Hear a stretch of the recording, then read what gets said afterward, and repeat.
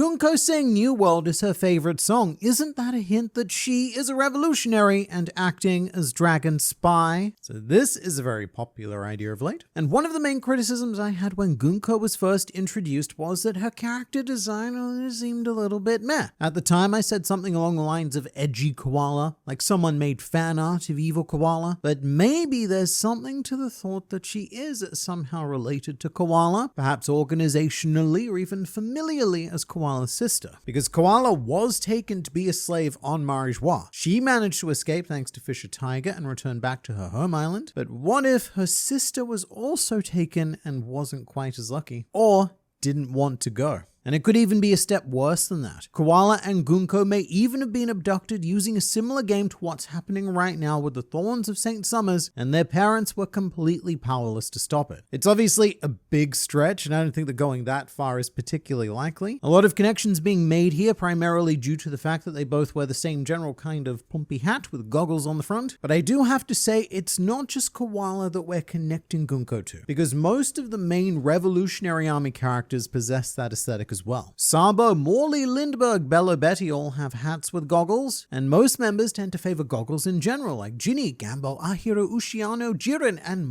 many more. Oda has a very clear aesthetic for the Revolutionary Army, and it's one that, whether this is intentional or not, Gunko has now been connected to, which has also led to the rise of the thought that Gunko may not be a current but former member of the Revolutionary Army who was recruited, or maybe it can be a mix of both. Gunko was a well-known revolutionary who was recruited, but is still acting as a double agent in her role within the Holy Knights. At the moment, I'm not confident leaning in either direction, because her listening to Brook's song New World and Summer's asking, Gunko, mate, are you dissatisfied with this current world? What's going on? That makes me believe that Gunko is looking for a change. Maybe not actively, but it's something that deep down she desires. But whether it's Gunko or not, I do think that Dragon having a spy within the world government, perhaps even within the Holy Knights itself, does make a lot of sense, as he does seem to know all of the world government's major moves in advance, and he does seem to have something of an extensive knowledge of the Holy Knights themselves, and to have that knowledge, well, I think it would be most helpful to have someone infiltrate their ranks. And things could go on to be real depressing from here, because Gunko could be having this post-meal ritual of listening to Brook's song as something of a reaffirmation of her beliefs. Because right now, she's leading children to their deaths, so maybe this song is a reminder that all of this horror, all of this child slaying is being conducted for the sake of building a new world, an almost Sakazuki-esque belief in sacrifice for the greater good. But if it was Gunko, a big question I do have is, does Gunko know about Emu? Just like the hat and goggles with Koala, Gunko has been pretty relentlessly compared to Emu because of her arrow powers, and how we saw Emu use something quite similar to kill Cobra and chase Sabo. And it's all speculation, everything is, but the idea here would be that if Gunko knows about Emu, then why didn't Dragon or any of the Revolutionary Army even know that Emu existed before Sabo crashed the Reverie? But then again, there's no guarantee that she's working for Dragon, and also no guarantee that Gunko and the Holy Knights do know about Emu. Because yeah, they're using the teleportation pentagrams, but they might just think that it's an ability of the Elder Stars. So all I know is that there's more to Gunko, and who knows, we might even be on the completely wrong track here, with the Emu connections turning out to be correct instead, and Gunko could go on to become the main antagonist of Elbaf. Is TD, the brand of headphones Gunko's using, a reference to anything? Yes, it is absolutely a reference, but mate, it is obscure. In the SBS of Volume 64, Eiichiro Oda described Brook's business model as a rock star, and stated that music sales are conducted through TDs, which stands for tone dial. So headphones in the One Piece world are a glorified pair of tone dials strapped to your ears, and they can't just play any music you want them to. Oh no. They can only play the music that's been recorded on them. So imagine needing a separate pair of headphones for every song you want to listen to. Being a music fan requires quite a bit of commitment in the One Piece world. Mr. Internet Man, Brook's line saying he expected more than 2 intruders reminded me that he used to be the leader of a convoy in his old kingdom. Yes, that is something I never want people to forget. Brook has this mysterious hidden history that has yet to be revealed to us. When he was introducing himself, Brook said that he was the leader of a battle convoy in a quote certain kingdom, and given how often quote certain kingdoms and quote certain men turn out to be vague allusions to ridiculously important plot points, I fully expect Brook's pre-pirate history on this certain island to become quite relevant in the future, perhaps even integral to Luffy becoming the Pirate King. I like when Killingham told Summers not to make fun of Gunko's music taste. Kind of a chill dude so far. It is very unusual for a world noble to care about someone who isn't themselves, and especially so considering Gunko's status as a not world noble. I can't imagine, say, St. Charles telling his sister to leave their guards alone because them guards, they're free to have whatever personal hobbies and interests they desire. Nah, he's not doing that. Now granted, St. Killingham is currently complicit in child abduction and soon to be child murder, or at least attempted child murder, because they're all about to walk into that big old fire and no one seems to care about it other than the fact that that could ruin the game. But all of that aside for now, St. Killingham still seems like a really nice guy. And there is an idea regarding his awakening. St. Killingham is so far the only fully awakened Zoan antagonist who has white smoke surrounding him. Rob Lucci, Kaku, and all the older stars were surrounded with black smoke because they're bad, very bad, whereas Luffy and Yamato, two protagonists, have white smoke because they're good, quite good. So that could be a sign that St. Killingham isn't a bad guy at heart, and so he could be a natural candidate to flip sides, but I do have a bit more difficulty seeing that with him than I do with Gunko. Just because this is St. Killingham, so there's a lot more work to be put into redeeming a full world noble than it would be for Gunko, although it has been done before. If St. Don Quixote Moscard could get his redemption, then I suppose Killingham can as well. Here's the thing, we're gonna know fairly quickly, because Oda tends to have quite a strict writing policy for characters that end up flipping sides. If you look back on the antagonist to protagonist pipeline, Oda usually makes sure not to have any of those characters perform any truly despicable acts, at least not ones that we see on screen. That's the important part. They can do horrible things, we just can't see them do it. That's why we never actually saw St. Moscard do any typical world noble behavior, and with Gunko and Killingham, I'm starting to feel the same way about them as I did with Ulti and Page 1, who do now appear to be firmly falling into the good guy camp. Those two were misguided individuals who, in theory, were responsible for a lot of unforgivable crimes. Who knows how many Wano citizens starved to death under their watch, but because we didn't see any of that on Page, they're just lovable, goofy dinosaurs. So what we're on the lookout for is a line for Killingham and Gunko to cross. If they cross that line, they're done.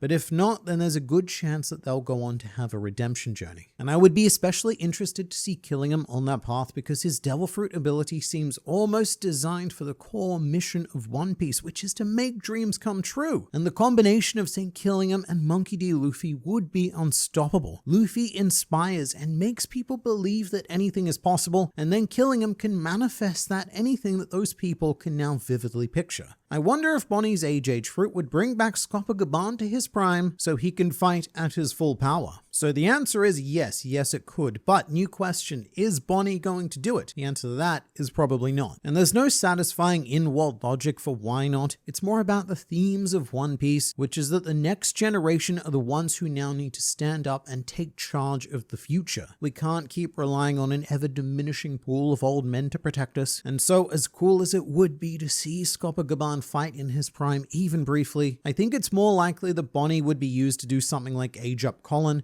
and have Colin show us that he's ready to take up his father's role, at least in terms of spirit and willpower. And that's if Jewelry Bonney gets used like that at all. At the moment, I've noticed that O's kept her pretty deliberately over here, separated from all of the other main groups on Elbaf. And that may simply be to avoid dealing with the narrative logic of, well, why doesn't Bonney just snap her fingers and solve the problem? Because I imagine it's much easier to just keep her somewhere over there for the sake of drama. And there was also an idea proposed during Egghead Island that Bonney would age Luffy up, which in retrospect I don't think works at all. It's a very painfully logical way for Luffy to gain more punch power, to give him a body more akin to Prime Garp, but it also ruins the thematic nature of winning via the imagination of the inner child. So I think that Oda's gonna very carefully narratively quarantine Jewelry Bonney, just to make sure that we never have to answer those annoying logical questions. I don't mean to actually, but actually, this song could potentially also be in reference to New World by Ado, who is sang by Uta in Film Red. I've seen a lot of confusion about this, and quite understandably so, because Film Red does have a song by Ado which has New World in the lyrics of the chorus. So if you're just listening to the song, it sounds like the song is called New World, but that song's name is actually New Genesis, so this isn't a reference to Uta. How did Colin not get affected by Killingham's Devil Fruit? Why is he not at school like the other kids? So earlier on in the arc, there is a scene with Colin at the school, and the kids, right, they tease him and say that he doesn't even go to school. So that's why he wasn't there. because Colin doesn't go to school. Question for Internet Man. Out of all of the dreams each of the Straw Hats have, whose dream will be most likely implied but not shown at the end of One Piece? Nami's would be mine. So that's an interesting question, and I appreciate that you donated $10 whole dues to ask it. Because this goes into the discussion of tangible versus intangible dreams within the Straw Hats. Some crew members have these extremely tangible yet difficult to attain dreams, whilst others are a lot harder to even grasp. One dream I've always found quite difficult is Chopper's. He wants to cure all disease, which is crazy ambitious, so I think that would probably be my answer. At the end of One Piece, I don't think we'll literally see Chopper cure all disease, but we might see him innovate some sort of compound that'll go on to revolutionize medical treatment around the world, and it'll be implied that eventually all of that disease not going to be a problem anymore. Otherwise, I think that Usopp is also a pretty good answer. I'm not sure if we'll ever get a panel of him literally being announced as a brave warrior of the sea. It'd be more on us to see Usopp having stepped into that role, or it'd be on a child of the next generation to see or read about Usopp's legend and say, mate, that guy's a pretty brave warrior of the sea. Colin, before Gaban was revealed as his father, my father was a powerful pirate. Colin, now that it's revealed that Gaban is his father, I'm the son of Gaban. Yeah, look, I get what you're saying. And this is a very long-standing One Piece tradition of convenient dialogue. I think one of the worst offenders of this was Charlotte Lola on Thriller Bark when she gave Nami a piece of Big Mom's Vivia card, claiming that her mother was a big shot pirate in the New World, because it's not a natural way to communicate. What you do is you give Nami the paper and you tell her that it belongs to Charlotte Lin Lin, Emperor of the Sea. Or if you're Nami, what you do is you respond to Lola's statement with, really, what's your mother's name so that I know who I'm looking for with the magical paper? But with that said, that's just not the exciting way to do things. It's much more fun to leave the question mark hanging, and then when Whole Cake Island comes around, get hit with the revelation that yes, Big Mom is the owner of the Vivia card, and that's who Lola was talking about all the way back then. I should say it's not just One Piece, and it's not even just manga in general. This happens in all forms of media. Information for plot reasons needs to not be known. And so sometimes it's a bit frustrating because when you're looking at it, the characters often seem like they're deliberately miscommunicating. Something that real people would never do. However, I do think that Oda tends to handle it quite well, or at least as well as it can be. Did you notice Jinbei's eyes when Nami was raging about whoever kidnapped and endangered the children? So it's a bit hard to tell because Jinbei, he's always quite empathetic and serious when it comes to general no goodliness being done. But here he does seem particularly no nonsense. The way he's looking at Nami while she talks about essentially what happened to her as a child due to Jinbei's decision to free Arlong gives this page a lot more weight than it otherwise would have. By putting these two characters together, it's not just about Jinbei realizing the true severity of the situation, but it's also designed to get us as readers to be able to connect with the children of Elbaf. Because look, I don't know if what I'm about to say next is controversial, but kidnapping and harming children is a bad thing. We all know that it's a bad thing, and because of that, it's not good. But it usually takes a bit more than just knowing that a bad thing happened to elicit a genuine emotion from people. And with these giant kids, we don't really know them. And because this is fiction, it's even more of a difficult task to get a reader to genuinely care about these drawings. Which is why here Oda's tying their situation to Nami's hellish childhood, because we do know and care about her. It's the sort of emotional withdrawal an author can make from the story bank only after 3 decades of very diligent deposits. You forget Internet Man Rayleigh's words when he saved Boa Hancock. He's not as strong as they used to be. I don't feel that Gaban here diffuses anything. I feel it means he might die or get hurt. So I do kind of agree with the last part of that, but only because him being here right now is too good. We are in such a good position that something terrible needs to happen. So look, Rayleigh did say that he didn't think he would win if he went all out against Blackbeard, but here's the thing, we are not dealing with a Blackbeard level threat on Elbaf, at least not yet. And my point in the review video was that if Rayleigh showed up right here and now, and all we're looking at is Summers, Killingham, and Goko, then I wouldn't be feeling at all worried, because none of them really embody the kind of peak threat that Blackbeard would. And that's exactly how I feel with Scopper Gaban stepping in as well, and why I think something very bad could be about to happen, because we need a threat to cancel him out. Whether that's Summers stepping up, Shamrock returning, Loki going berserk, or even an element that we're not yet aware of. The lab looks like a robot head. You know what? It kinda does. I don't know if this is just pareidolia, but the top of the lab does look like a janky ancient robot, although it is human nature to see faces in just about anything. A lot of people are 100% convinced that the lab is a robot, and look, maybe it is. But with most of the people who are convinced, it's not because they read the chapter and came to that conclusion themselves. Because this week, the tech spoiler leakers said that Ripley took Frankie to a 3,000-year-old robot like Emmett, which I think was a very irresponsible thing to say, and has now colored the impression of the facility